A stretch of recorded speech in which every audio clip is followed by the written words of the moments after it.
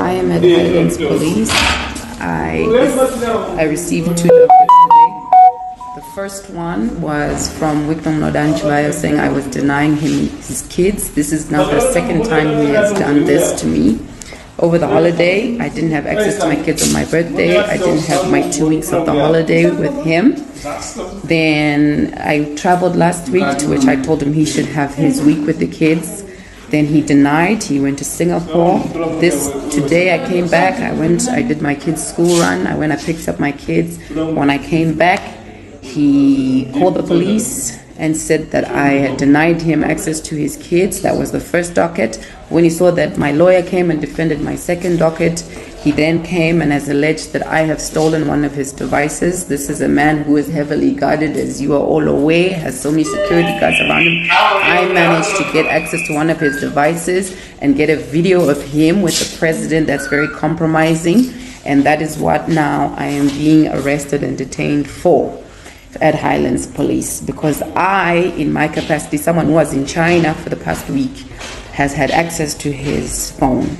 So this is in all efforts and hopes to take my kids away from me, because he has seen that his marriage and all his cars and all his money hasn't moved me. I'm not interested in coming back to him, but he knew that where my kids were, I would be concerned.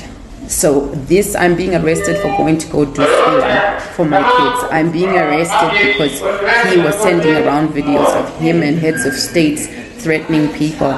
So this is a message to all presidents who deal with Wicknell sends around your videos and he uses them to threaten people.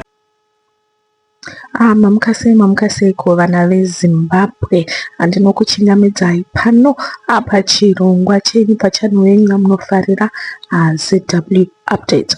So update yandakuigirai pari zvino iri fresh and zvakuita zvichityisa handiti. Video clip yamabva kuona iyo video clip yaSonya Madzikanda uyo akanga ari mukadzi waWicknell Chivayo. So muvideo ari kutaura iye kuti ndasungiswa naWicknell. Video iyi mukatotarisa atoitora ari mumapolice cells apo Highlands Police Station. So nyaya yacho yaari kuti asungirwa nyaya mbiri. Panyaya mbiri apa yekutanga zviri kunzi ari kurambidza Wicknell kuti aone vana. Of each musikana achitaura anotaura kuti aiwaka indakanga ndisitoripo last week akanga riri wiki rake Wicknell and akanga achitora vana. Ndakatomudzwa kuti tora vana sezvo iri wiki rako, but this week ininoona kana ndiri kuChina ndichitodzoka nezuro ndopa ndakati arika ndinotora vana kuchikoro. Atora vana kuchikoro ndizvo zvabva zvazomusvitsa pari zvino panyaya iyi. So iye ari kukomplaina kuti aiwaka inini mhosva yangu ndeyekuti ndakaenda kunotora vana kuchikoro here, ndo mhosva yangu here. Inga mukomana anga achingowana nguva nevana paanofanira kunge achivawana.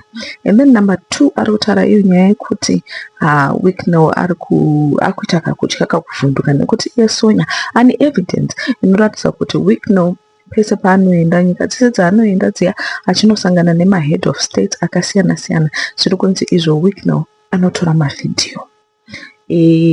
Kana mukomana ari kutya zviri kuratidza izvo kuti ari kutora mavhidhiyo aya zvisiri pamutemo. Handiti chisikiri chiya chaana Keti chaana Loveness chekuti vanotora vachirekodha munhu asingazive. So zviri kunzi ndo zvinoita Wicknell anorekodha mahead of states asingazive, and then also mashandisa mavhidhiyo iwayo kuti ava blackmail. Handiti ndomabudira azviri kuita, ndomabudira matsananguro ari kuita Sonya panapa kuti ndomamiriro akaita nyaya. So zviri kunzi izvo Wicknell abva asungisa Sonya achiti Sonya akandibira phone yangu. Zviri kungonzi device, so we are assuming it's a phone since iye Sonya ari kutaura nyaya yekuti pane mavideo recordings. So takaitarisa nyaya iyi ine kakunzwisa tsitsi pakuti ipo ukaona mukadzi mukuru akusvika pama-extremes ekuti anobudisa zvinhu zvakadaro on video on social media. I think akutongo, of course, desperate moves number 1, but also number 2, I think akutongoda kutongozviprotecta because you just never know if you're dealing with vanhu vakaita sana Wicknell. Remember what happened to Mary Mubaiwa. At this point in time, Mary torina kana access to vana vake vaakazvara, not just vaakazvara mumarriage iyoyo, but nevake vaakazvara before that marriage hatorina kana access. So kana uchidhila nevanhu vakaita vemutemo ava kana kuti government vakaita saWicknell, you just never know kuti nyaya yako inozosvika kupi. So pari zvino I would just advise Sonja to just ambonyarara nyaya yemavideo recordings aya, because hatizivi kuti inomusvitsa kupi. Chokwadi munozongonzwa kuti munhu arwara nemudumbu kana kuti you never know. Zvakawanda zvinokwanisa kuitika pakadai. So pari zvino I think anofanira kumboti anyarare and then omira kunzwa kuti mapurisa kana kuti koti inoti kudii ochizotangira ipapo. Handizivi vana veZimbabwe muri kuona sei nyaya iyi inyaya inobata, inyaya inorwadza, especially kune mamwe madzimai akaita sesu. Kungoziva kuti nyaya iri kunetsa pakati pako nemumwe wako waimboyanana naye inyaya yevana, of which haisi nyaya ihombe stereki, especially kana makatoenda kukoti pane zvinhu zvakatosainirwana, kungozviteedzera. Kana koti yakati anotora 1 week ngazvingoitwa saizvozvo pasaite bopoto nai. Anyway, ndisingapedze nguva, thank you guys for watching. Mudzoke futi ndinenge chikupai ma-latest.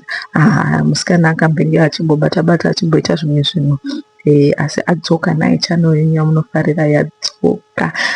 Thank you so much guys for watching.